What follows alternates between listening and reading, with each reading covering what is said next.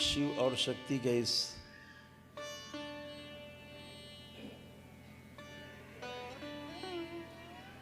मिलन बिंदु के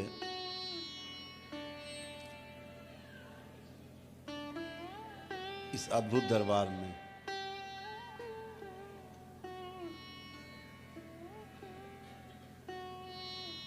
हर पूर्णिमा में तमाम लोग बाबा के भक्त से शिष्य बनते हैं और तमाम शिष्य तंत्र में एक एक सीढ़ी उसकी उस तंत्र के उस अद्भुत भवन में जहाँ भोलेनाथ और माँ एक साथ विराजमान है, उस भवन में पहुँचने के लिए जहाँ बाबा और माँ की आभा विद्यमान है, आप एक एक सीढ़ी हर पूर्णिमा चढ़ते हो।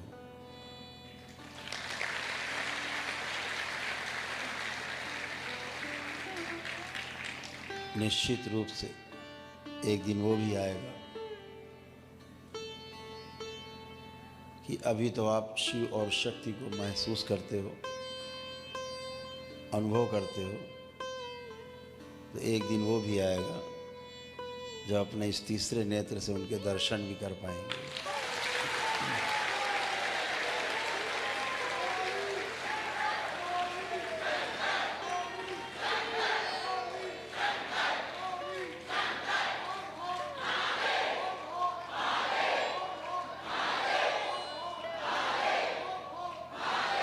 बोलिए सद्गुरुदेव भगवान की।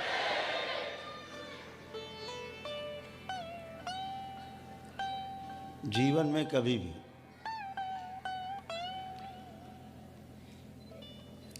कोई कठिनाई आए, उसको केवल परीक्षा के रूप में लेना है। इस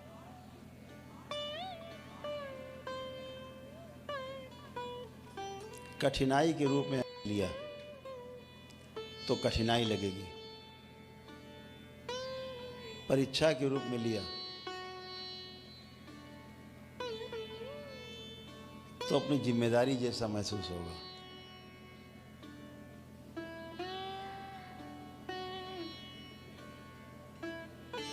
इस सृष्टि में जो कुछ भी हो रहा है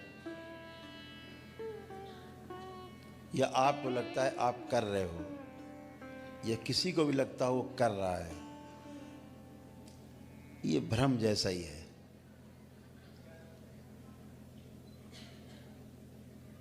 क्योंकि सब कुछ हो रहा है,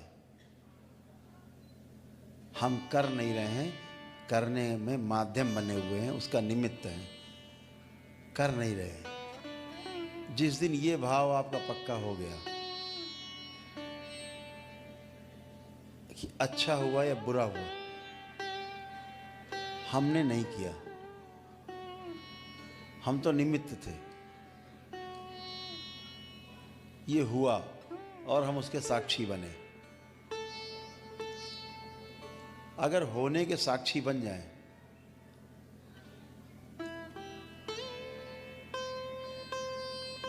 तो इसे ध्यान कहते हैं। और होने के साक्षी बनने का जो सिद्धांत है वो वर्तमान से निकलता है। हम वर्तमान में हैं,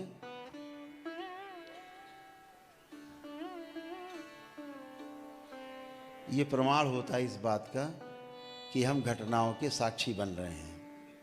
घटनाओं में अगर हम कुछ करते हुए दिखते हैं अपने को, हमें लगता हमने किया या हम ऐसा करेंगे तो ऐसा हो जाएगा, तो आप समझना या तो आप भूतकाल में हो और या फिर आप भविष्य काल में हो, वर्तमान में आप बिल्कुल भी नहीं हो। जिस दिन आपको लगे कि घटना जो घट रही है हम उस घटना के साथ साथ हैं, हमें जिम्मेदारी दी गई ईश्वर की तरफ से, हम उसको निभा रहे हैं, बस केवल साक्षी भाव है, केवल दृष्टा है, केवल हो रहा है उसमें शामिल है। जिस दिन ये भाव आ गया, आप समझो ध्यान के लिए एकदम पक्के हो गए हो, मजबूत हो गए हो।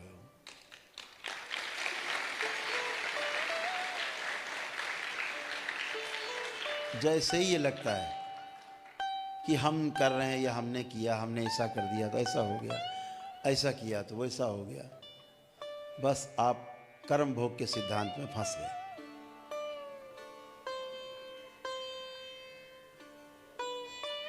कर्म भोग के सिद्धांत में फंसने का उपाय यही है कि आप जब ये सोचते हैं या ये भाव रखते हैं, मैंने ये किया, मैंने वो किया, मैं नहीं करता तो ये नहीं होता, मैं नहीं करता तो वो नहीं होता, बस आप कर्म भोग के सिद्धांत में फंस गए और अच्छा या बुरा दोनों को आपको भोग भोगना पड़ेगा। जिस दिन आपको ये हो जाए कि ईश्वर जो कर रहा है उसमें हम शामिल हैं, हर काम में मैंने नहीं किया, हम तो शामिल हैं, उस दिन आप कर्म भोग के सिद्धांत से बाहर हो जाते हैं। बहुत अद्भुत है। अगर अच्छे काम का श्रेय आप ले रहे हो तो बुरे का भी आपको श्रेय लेना पड़ेगा और दोनों ही भोगने पड़ेंगे आपको। अगर आपका ताला बंद है कर्म कर्म कर्म का कि हम कुछ कर ही नहीं रहे, तो ना अच्छे का भोग ना बुरे का भोग। ईश्वर के पास और ईश्वर के साथ रहने का इससे अनुपम मौका दूसरा नहीं है कि हम इसमें उतर जाएं, साक्षी भाव में उतर जाएं, हम वर्तमान में जी जाएं। बस समझो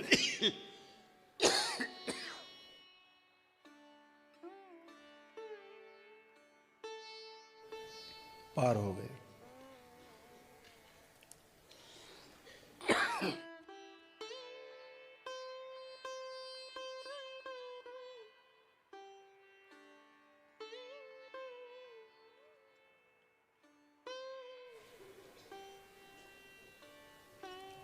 केवल साक्षी रहना है, दृष्टा बने रहना है। आंखें बंद करते हो, जब करते हो,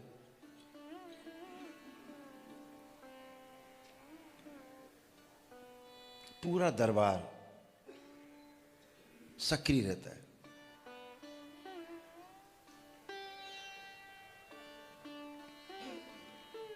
आपको लगता है सिर्फ आप जप कर रहे हो,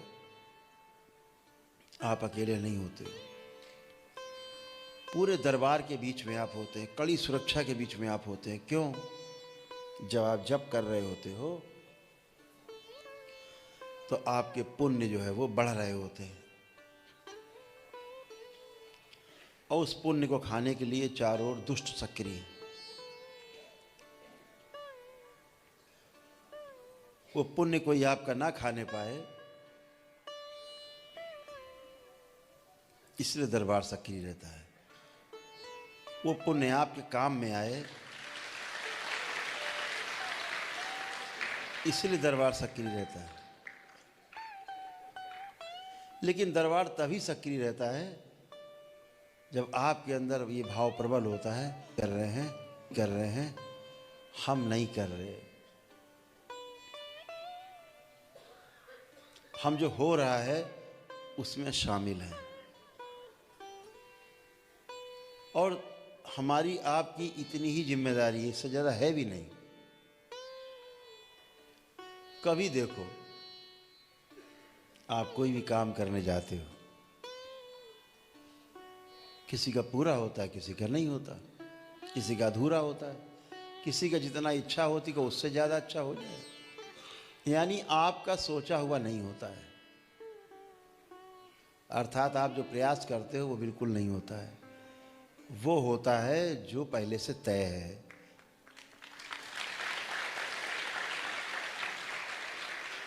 केवल आप क्रिया करते हो जिम्मेदारी से, इतना काम आपका, फल देना काम ईश्वर का।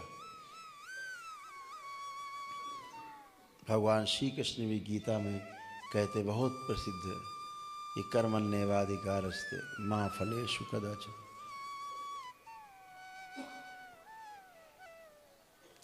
गीता पढ़ लीजिए, उतार लीजिए अपने आप में। गीता का एक एक श्लोक आत्मसात करने जैसा है,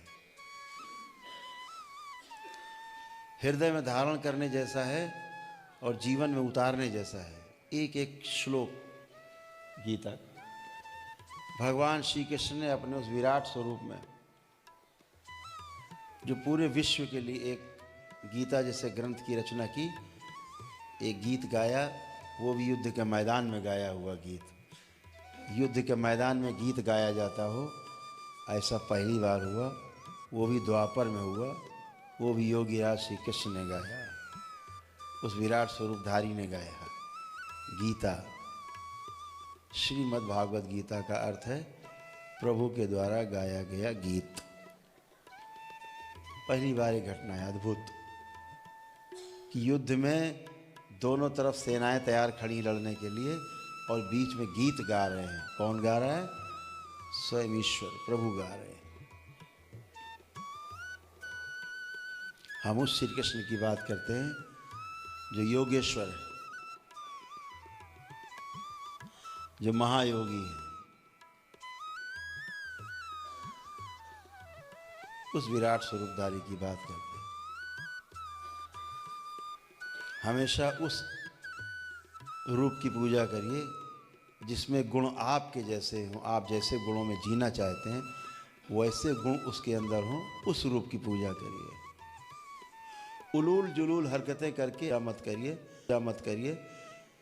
जिस तरह के रूप की पूजा करेंगे उसमें वही गुण होंगे, फिर आप में वही फलित होंगे।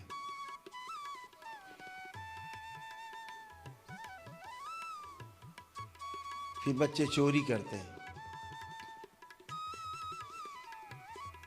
उलूल जुलूल हरकतें करते हैं पास पड़ों में बच्चियों के साथ, महिलाओं के साथ।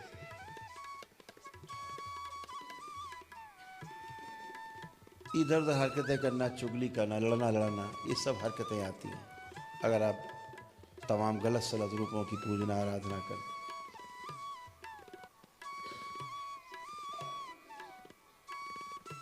तो उसी रूप की पूजा करें जिस प्रकार के गुणों की आपकी चाहना है। ध्यान रखो, इस पूरी सृष्टि में मेरे स्वयं के देखे कोई भी अपना शरीर नहीं चला रहा है।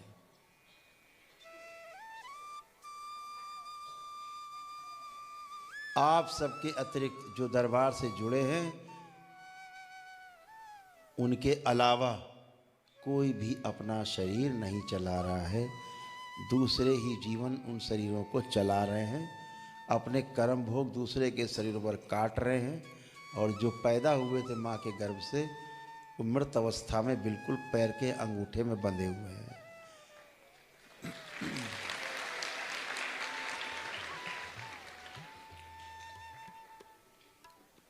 बेहोशी में जी रहे हैं, जैसे आप कभी बेहोशी में जिए हैं। आज पूरे होश में हैं। आज ध्यान कर सकते हैं, साधना कर सकते हैं, पूजा कर सकते हैं, जप तप अनुष्ठान सब कर सकते हैं, पूरे पूरे होश में हैं। जो बेहोशी में रहने वाले लोग थे वो सब गए। बाहरी स्मृतियां इस शरीरों को चलाती हैं। अगर स्मृति आपसे हटा दी जाए आपका शरीर मुर्दे की तरह पड़े रहेगा। अब ये स्मृतियां आवश्यक नहीं कि आपकी हों जो शरीर चला रही हैं, दूसरों की स्मृतियां शरीर चला रही हैं। इसीलिए सब उलूल जुलूल और उल्टा सीधा जी रहे हैं। जब आप दरबार से जुड़ते हो तो दरबार आपकी तमाम गंदगी, जन्मों जन्मों की गंदगी को नष्ट करता है, पितरों को मुक्ति देता है, काल सर्प दोष काटता है, तमाम रोग और कष्ट काटता है, तमाम आपके कर्म भोग काटता है, वो जो आपके आगे होते हैं जिनके कारण कष्ट हो रहे होते हैं।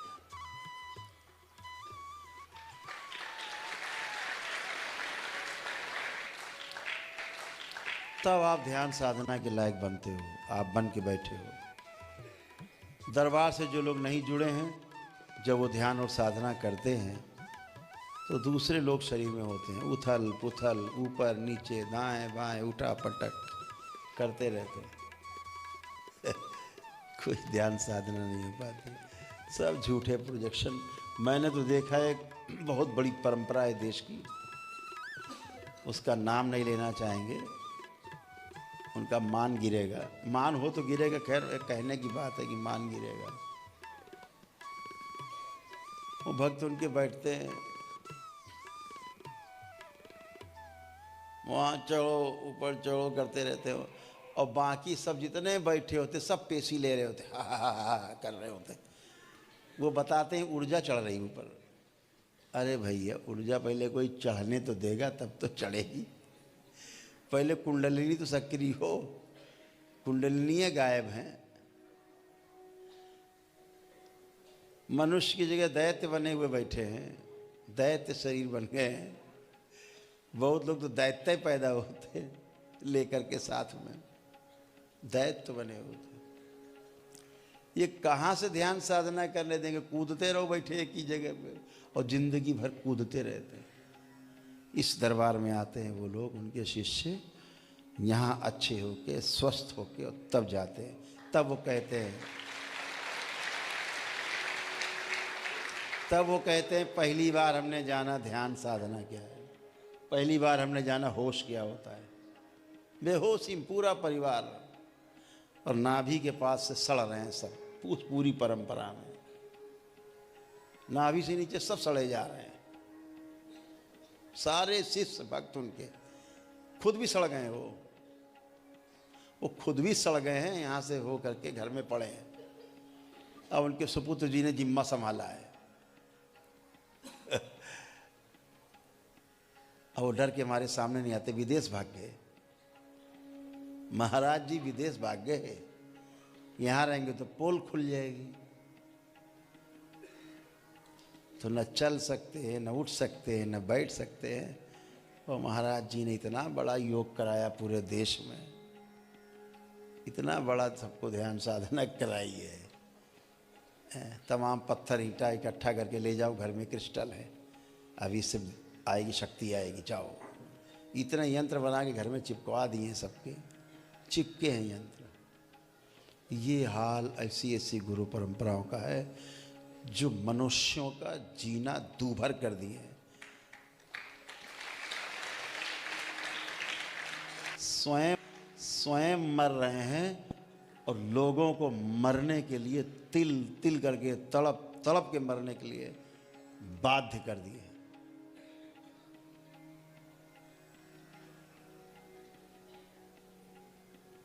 शिव के नाम का इतना दुरुपयोग इस पृथ्वी पे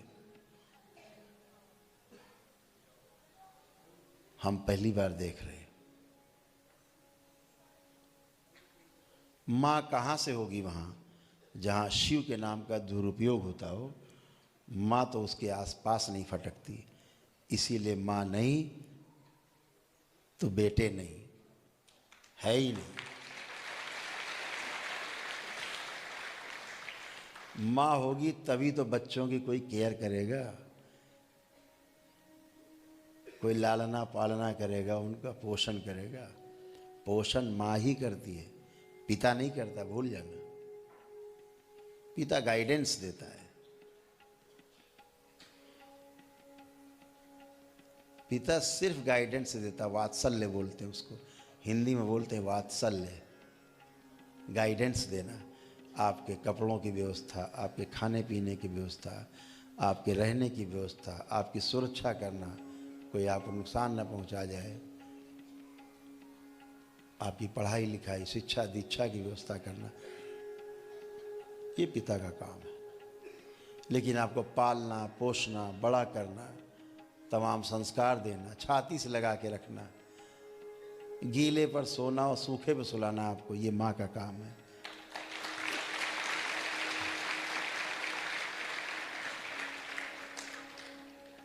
पिता आपको सूखे पे सुला तो सकता है गीले से उठा के, लेकिन आपके द्वारा गीले किए गए पे सो नहीं सकता। ये सिर्फ माँ कर सकती है।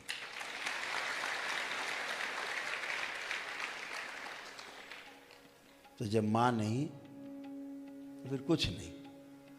इसलिए ध्यान और साधना के लिए शिव और शक्ति का एक साथ होना जरूरी आवश्यक, क्योंकि आप सभी के अंदर शिव और शक्ति दोनों के अंश विद्यमान हैं, सभी में है। केवल उसको सक्रिय होना भर है, केवल सक्रिय होना है।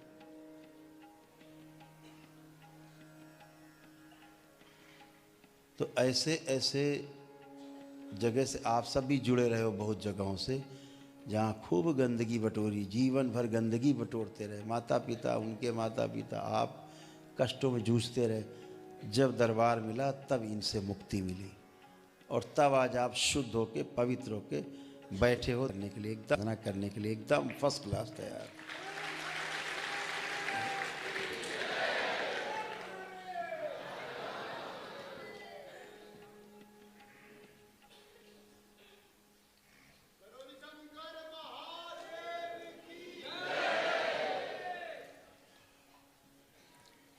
तो ध्यान रखें कि जो कुछ भी इस पूरी सृष्टि में है, व्यवस्था में है, लेकिन ऐसा भी बहुत कुछ है कि उस व्यवस्था को बनाए रखने के लिए तमाम अव्यवस्थाएं भी बाहर हैं। अगर आप व्यवस्था को छोड़ करके अव्यवस्था में गए, आपको उसका कष्ट भोगना पड़ता है। जैसे अभी आप इस हॉल में शिव शक्ति दरबार में बैठे, अभी आपको ठंड वंड कुछ कम लग रही होगी, अभी या बाहर चले जाओ मैदान में, जरा थोड़ा और आगे बढ़ जाओ, जम्मू कश्मीर, कश्मीर चले जाओ इसी मौसम में, थोड़ा और आगे बढ़ जाओ उधर उस तरफ लद्दाख, लद्दाख की तरफ, लेह लद्दाख, पहुंचते पहुंचते जम जाओगे बीच में। तो व्यवस्था से बाहर गए, कपड़े पहन रखे हैं आपने, हमारी तरह अगर हो गए तो पता लगे ठंडे अंडे हो जाओगे।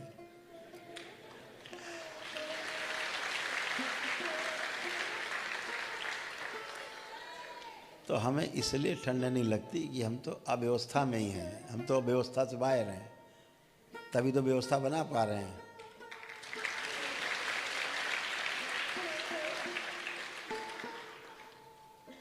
व्यवस्था के अंदर रह करके व्यवस्था बनाना कठिन काम है।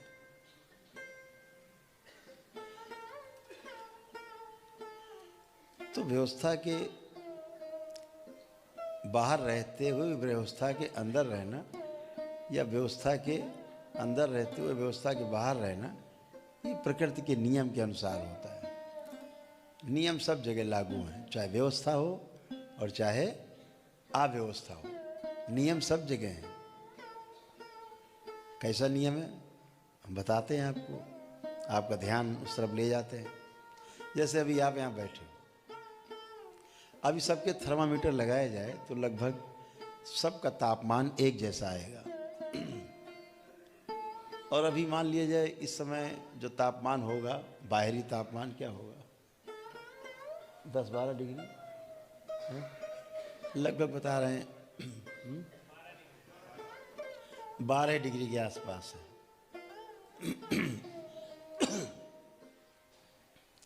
तो 12 डिग्री के आसपास है, लेकिन आपके शरीर का जो तापमान है 98.4-5-6 ऐसे होगा, 98.5 मान लें, मोटी मोटी बात।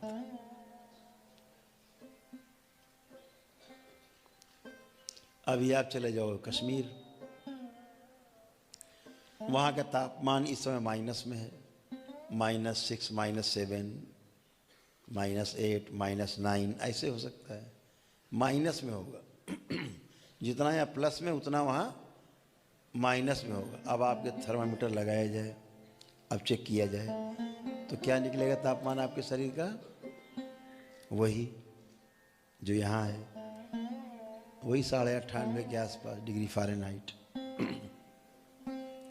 आप चले जाओ लेह लद्दाख, जहाँ -50 है, -50 के आसपास, जहाँ पानी जो है ऐसे ऊपर से गिराओ, नीचे ज़मीन गिरते जब बर्फ़ बन जाता है, वहाँ भी अगर अपने शरीर का तापमान नापोगे तो वही निकलेगा लगभग 98.5 डिग्री फ़ारेनहाइट। यानी आपके शरीर का जो तापमान है वो नहीं बदल रहा है।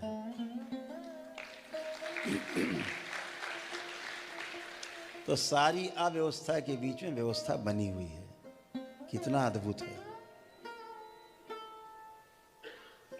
ये आप नहीं करते हो कि आप करते हो, अपने पैमाना बनाते हो, अपना तापमान नियंत्रित करते हो रहा है, ये सब हो रहा है। इस होने में आप शामिल हो, आपका तो ध्यान भी उधर नहीं है, थर्मामीटर थोड़ा लेके घूम रहे हैं कि नाप रहे हैं बार बार, कम तो नहीं होगे भैया देख लें। तो वो जो तापमान है बना रहना, ये होने में शामिल है, यानी हो रहा है सब, आप नहीं कर रहे। इस होने को देखना अपने आप में बहुत रोचक है। इस होने में शामिल होना आपका बहुत रोचक है।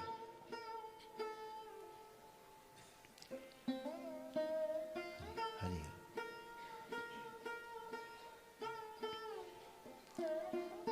ये जो होना है ये अपने आप में बहुत रोमांचकारी है। इस होने को समझने के लिए बड़े बड़े राजा महाराजाओं ने, सम्राटों ने राजपाट छोड़ दिए इस होने को देखने के लिए, इस होने में शामिल होने के लिए, केवल दृष्टा बनने के लिए, साक्षी बनने के लिए राजपाट तक अपने छोड़ दिए और स्वयं एक घटना बन गए।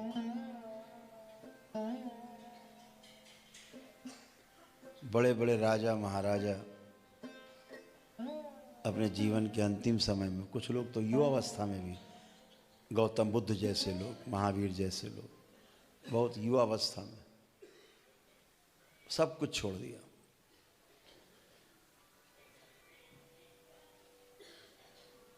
होश में रहना है।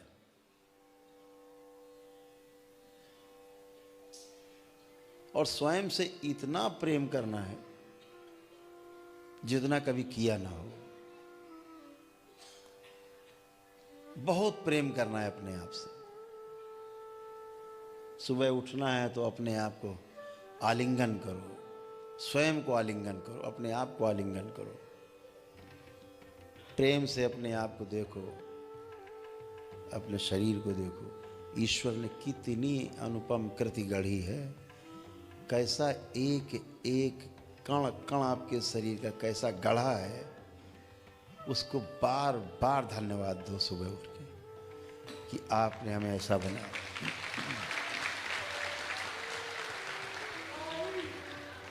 क्योंकि आपने अपने को नहीं बनाया, आपने अपने आप को पैदा नहीं किया है, आपने अपने आप को जन्म नहीं दिया है, आपने अपने स्वयं के पैदा होने का समय निर्धारित नहीं किया है। आप स्वयं जिंदा नहीं हो अपने प्रयास से, आप सिर्फ हो। और इस जो हो इसके साक्षी अगर बने रहोगे तो निश्चित रूप से इसको पूरा समझ पाओगे कि ये क्यों है, कैसे है। और अगर आप करने में शामिल हो गए कि मैं तो राजा महाराजा हूँ, मैं तो पैदा ही होना था, मैं पैदा हो गया और मैंने ये किया, मैंने वो किया, तो समझ लेना फिर मुक्ति नहीं, फिर भोग है। करने में शामिल हुए, भाव आया, भोगना पड़ेगा। अकर्ता भाव रहेगा, भोग से बाहर रहोगे। इस सूत्र को पकड़े रहना, इससे बहुत जबरदस्त सूत्र है। कर्म भोग का ताला जो है ना, खजाने का बंद कर दो। पुण्य किया तो भी नहीं जा रहा उसमें, पाप किया तो भी नहीं जा रहा उसमें, और हमारी यात्रा मृत्यु लोक की खत्म होगी।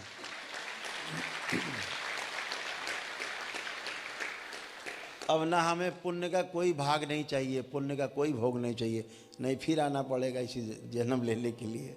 अगर पुण्य बचा रहा तो न पुण्य है न पाप है। और वाकई में इस सृष्टि में पाप है न कोई पुण्य है।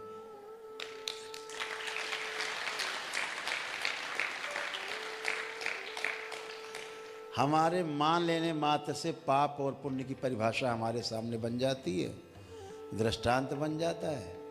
फिर हम मान लेते, अरे चींटी मर गई, पाप हो गया, क्योंकि पहले से पढ़ा है सॉफ्टवेयर में कि नीचे कुछ दब गया, मर गया तो पाप हो गया। अब यह आपके लिए पाप है। एक कसाई बैठ के बकरा काट रहा है, उसके मन में कभी नहीं आया है कि हम पाप कर रहे हैं, उसके लिए बिल्कुल पाप नहीं है। ये अद्भुत है कर्म भोग का सिद्धांत। आपने बने सिद्धांतों में जीना शुरू किया, अपने बनाए सिद्धांतों में, और आप फंसे। आप सृष्टि के सिद्धांतों के केवल दृष्टा बन जाओ। केवल दृष्टा, जो हो रहा है उसे देखना है।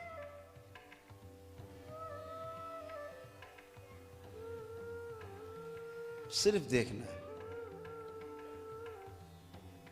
जिम्मेदारी से देखना है उसको, और जो अपना रोल है वो निभाना है।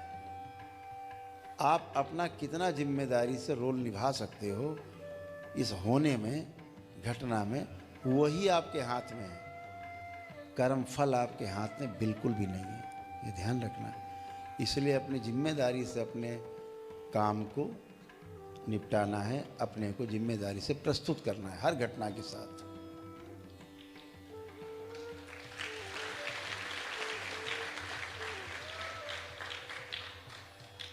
मेरी बात आपको धीरे धीरे समझ में आएगी,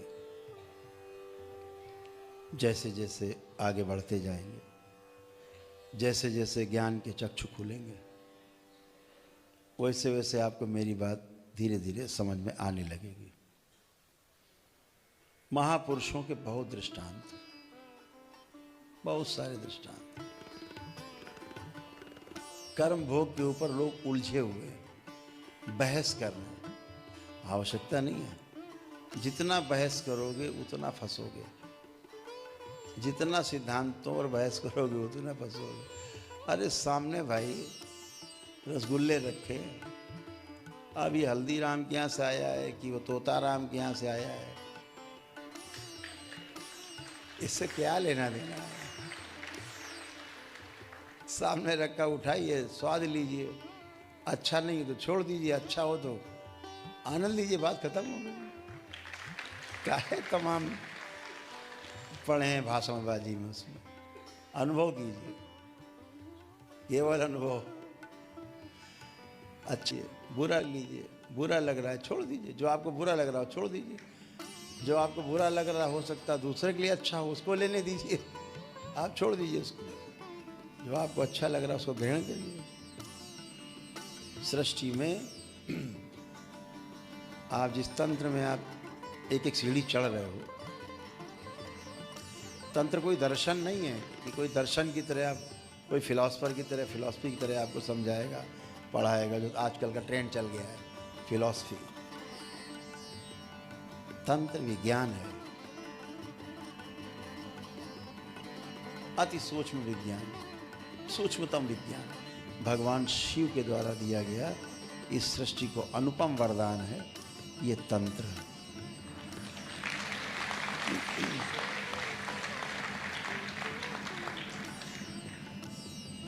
और ये कैसा तंत्र है?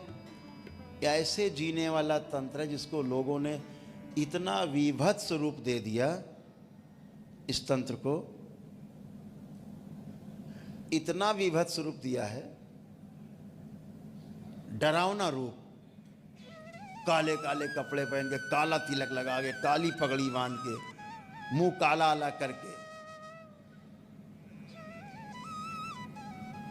और ऐसा नाटक बनाया है, चिताएं ताएं जला के भस्म वसम, ऐसा विभत्स रूप बना दिया। इसको बंद कराया जाए, जो आवाज है, रोको इसको, थोड़ी देर बात करें। ऐसा विभत्स और डरावना रूप प्रस्तुत किया है तंत्र का। ये तंत्र मंत्र नहीं है, ये टोना टोटका है, जादू टोना, झाड़ फूक है। दूर रहना है ऐसे लोगों से।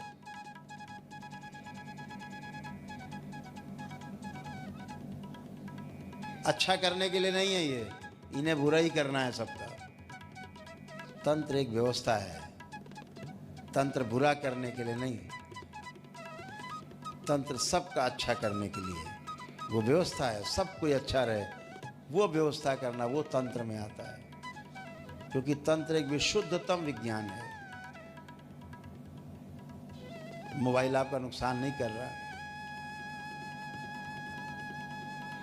ये छत पड़ी हुई आपका नुकसान नहीं कर रही, वैज्ञानिक तरीके से पड़ी हुई है। आपको पता है लोहे का इस्तेमाल, सरिया का इस्तेमाल, सीमेंट का, गिट्टी मोरंग का इस्तेमाल हुआ है।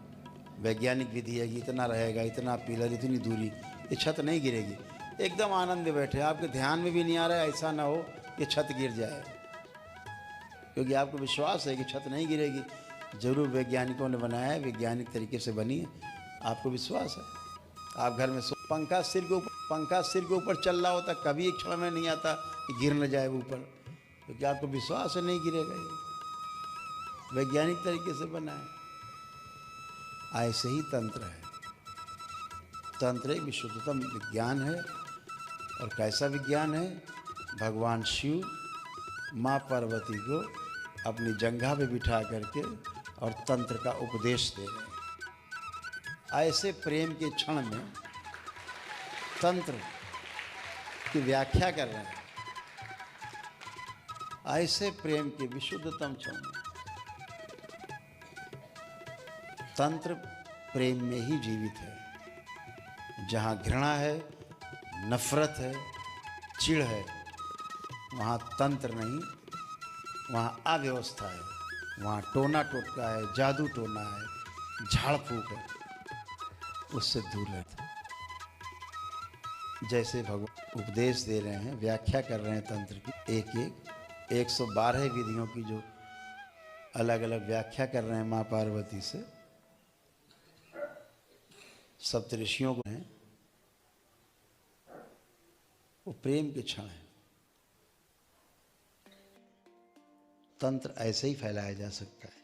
इसीलिए पहली बार इस कलयुग में गृहस्थ लोग तंत्र विद्या का सफलतापूर्वक अपने में आत्मसात कर पा रहे हैं। आप लोगों के माध्यम से तंत्र फल फूल रहा है। नहीं, ये तंत्र की साधना के लिए आपको शमशान में जाना पड़ता पहले, सीधे डायरेक्ट। हो सकता है कोई पकड़ के आपको कोई लाश आस के ऊपर बिठा देता, बैठो पहले आंख बंद करके, पहले बैठो, देखो डर ना लगे पहले। तो वो एक विधि थी कि लाश के ऊपर बैठना है, मिट्टी है, जिंदा मुर्दा एक समान, एक व्यवस्था थी वो समझाने का, शिक्षा देने का। कोई लाश के ऊपर बैठ के साधना करने से कुछ नहीं हो जाता उसमें, वो एक व्यवस्था है कि भय खत्म हो। तो दरबार तो यहाँ मृत्यु का भय ऐसे खत्म कर देता है। काहे की लाश, काहे लाश पे बैठना भैया, अब तो माफ करो, बेचारा मर गया वो, अब काहे लदे बैठो इसके ऊपर।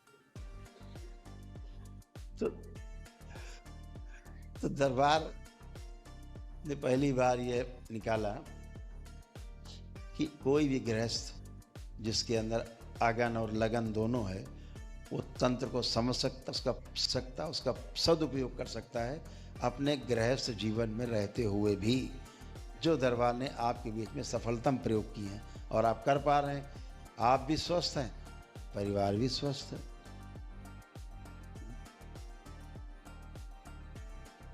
स्मृतियों का पूरा विज्ञान है। अभी झाड़ फूक वाले में क्या होता है, क्यों फंसते हैं झाड़ फूक वाले? सामने आदमी आया नाचता हुआ, चिल्लाता हुआ, आपने उसको छू भर लिया, समझो उसकी स्मृतियां आप में, आपकी स्मृतियां उसके अंदर प्रवेश। जो पीछे तुम्हारे काका जी बैठे हैं, जो उसके पीछे काका जी बैठे हैं, आपस में गठबंधन, लेना देना चालू, अंदर बाहर चालू, लद गए। अब पता लगे जो ओझा महाराज हैं वो तो खाली हो गया, थोड़ा बहुत जो आया था चिल्लाता हुआ, और ओझा महाराज के ऊपर लद गए। अब ओझा महाराज कहाँ करें, पड़े पड़े, दर्दनाक मौत होती है। ऐसे ओझा तांत्रिक कहलाने वाले लोग कुत्ते की मौत मरते हैं। हमारे यहाँ एक श्रीमान जी हैं, सफाई करते रहते हैं, पहले गेट के पास रहा करते थे, जो उधर गेट है माता के पीछे, उसी जगह उनका रहने का, तो सुन रहे होंगे हमको, वो यहीं रहते हैं, अंदर अभी भी रहते हैं, पुराने कर्मचारी हमारे दरबार के। हम जो अपने कक्ष में हुआ करते थे सुबह है, ये बैठे हैं महाराज, इन्हीं के गांव के हैं, इन्होंने रखवाया था कि ये अच्छा सफाई भाई कर लेते हैं, रहो भैया। तो पता नहीं हो जो कोई आ जाए गुरुस मिलना, अच्छा काहे के लिए? अरे बहुत कष्ट है, हमारे लड़के केसी आ रहे, अरे इधर लाओ, हम अभी कर दे रहे हैं। कंडा अंडा जला के तुरंत ला के और ये वो, और उसके सामने हमने तो एक बार सुना छुप के, वो कह रहे हैं कि माई का दूध पिया हो तो ये है जाने क्या क्या,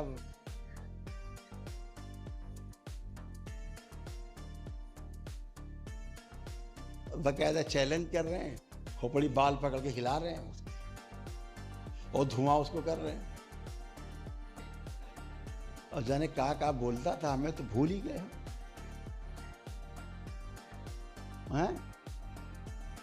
बहुत लंबा मंत्र बोलता था, बहुत लंबा मंत्र बोल।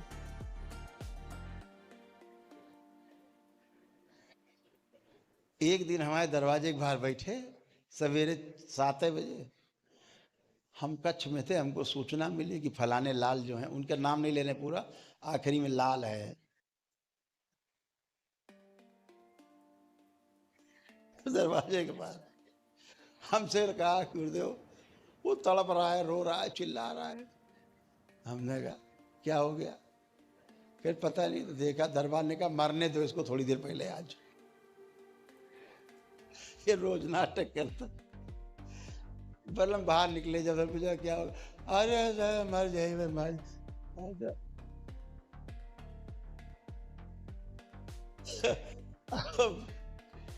लेटे पड़े, तड़प रहे। हमने उठो, हम नहीं उठ पाएंगे। हमने पूछा क्या किया, तो बिहार से कोई आया था, उसमें कुछ गंदगी थी खतरनाक, इन्होंने बाल पकड़ लिए, वो बाले के द्वारा हाथ पे चढ़ के ऊपर चढ़ गया।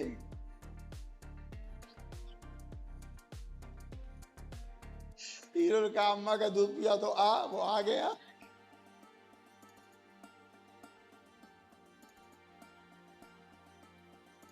पुराना रहा होगा, अम्मा के दूध पी के बड़े हुआ होगा। अभी लड़की तो ठीक हो, ये टेढ़े।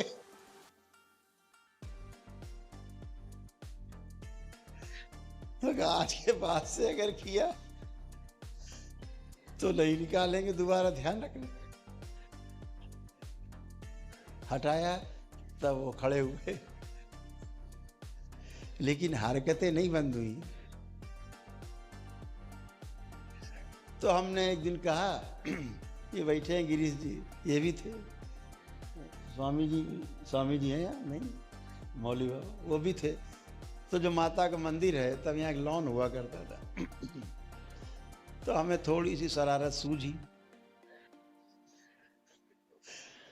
हमने ऐसा करो लाल, जरा त्रिशूल पकड़ लो तुम। लाल ने त्रिशूल पकड़ लिया,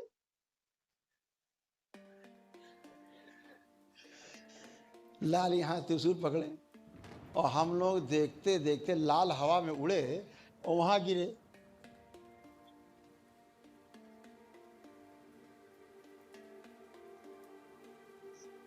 है बाउंड्री पार करके गिरे लाल जी, हवा में उछल के। ने कहा गया,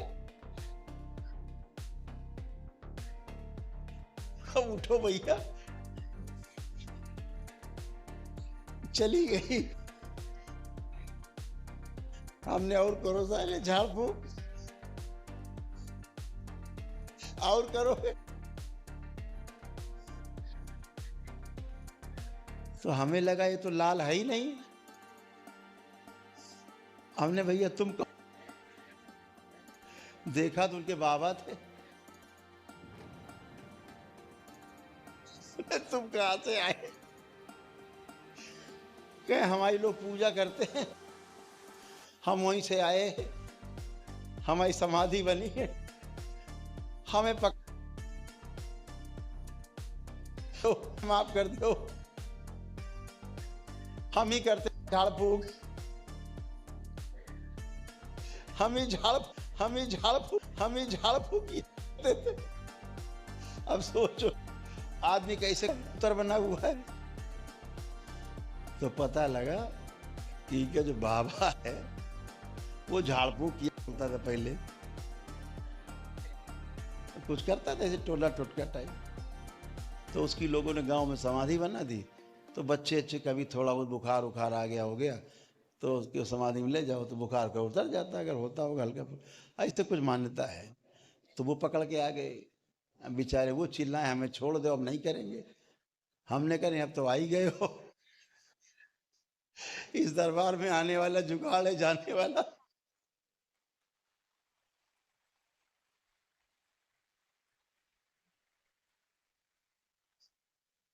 तो उन्हें मुक्ति दी। तब से उनकी झाड़ फूक बंद हुई। ऐसे लोग करते रहे। अद्भुत है, आपके शरीरों का दुरुपयोग ये करते हैं सब जीवन।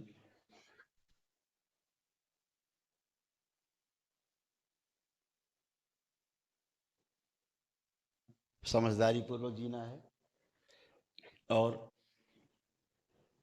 दरबार के जो छोटे छोटे नियम बताए जाते हैं उनका पालन करना है, बस और क्या है।